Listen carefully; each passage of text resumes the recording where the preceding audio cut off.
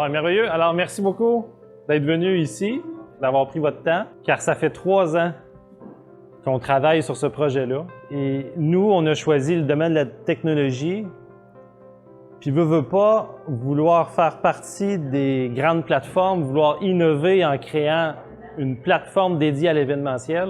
Ça demande une rigueur, ça demande un bon travail. Je vous présente les actionnaires, Simon-Pierre Terrien. Simon-Pierre, son titre est secrétaire trésorier.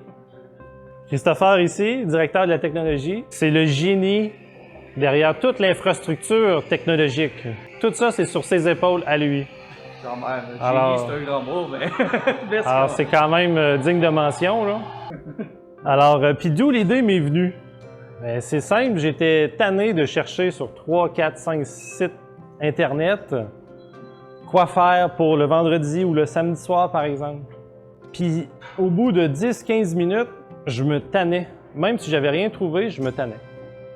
J'ai réalisé que c'est là que ça prenait une plateforme dédiée aux événements culturels pour les mettre en la lumière. Parce qu'il y a plein de monde qui veulent sortir, qui ont l'argent pour l'intérêt, mais ils le font pas parce qu'ils ne savent pas.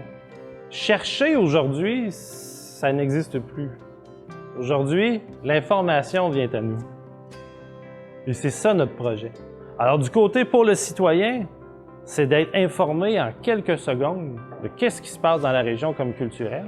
Et j'ai fait les références aux conférences, c'est les équipes sportives, c'est les activités gratuites par le municipal, par exemple. Alors tout ça, pour le citoyen, c'est d'être informé en quelques secondes. D'un autre côté, le problème aussi pour certains, les diffuseurs, c'est, comme je le disais, ils font de la promotion via leurs canaux de communication. Ils rejoignent leur réseau de contacts, mais comment faire pour aller rejoindre les gens dans une plus grande échelle? Et c'est là que l'appli arrive. Car pour eux, il y a quelques années, c'était la radio et les journaux, simplement. Mais maintenant, ça s'est diversifié. Et surtout, le plus important, c'est à quel prix faire de la publicité pour eux pour aller rejoindre un maximum de gens.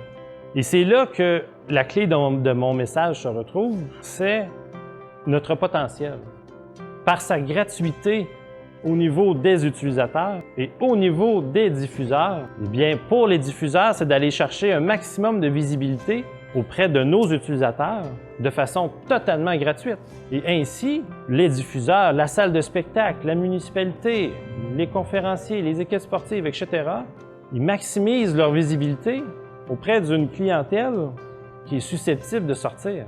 Et au-delà de ça, maximiser leur visibilité, voir leur programmation et, par-dessus ça, la vente de billets supplémentaires, puisque dans notre application, il y a un lien pour vendre des billets. Alors, c'est ça le grand avantage, et on s'est fait dire que c'était une faiblesse, mais moi, j'en vois un avantage. Un avantage à ce qu'on peut collaborer ensemble pour justement faire en sorte qu'il y ait plus de monde sur Émotion 2025. Et les premiers bénéficiaires de ça, ce sont ceux qui font les événements directement. Et nous, vu qu'il y a plus d'utilisateurs, ça nous permet d'aller chercher des meilleurs commanditaires pour justement, entre autres, implémenter des nouvelles améliorations, comme par exemple un système de notification personnalisé pour un annonceur ou pour une municipalité, un organisme, etc. Une deuxième option aussi, ce sont la création d'une page qui permet aux diffuseurs de s'annoncer eux-mêmes et de modifier les parutions s'ils le veulent. Alors, c'est un projet qui est gagnant pour les citoyens et pour les diffuseurs d'aller chercher de la publicité totalement gratuite.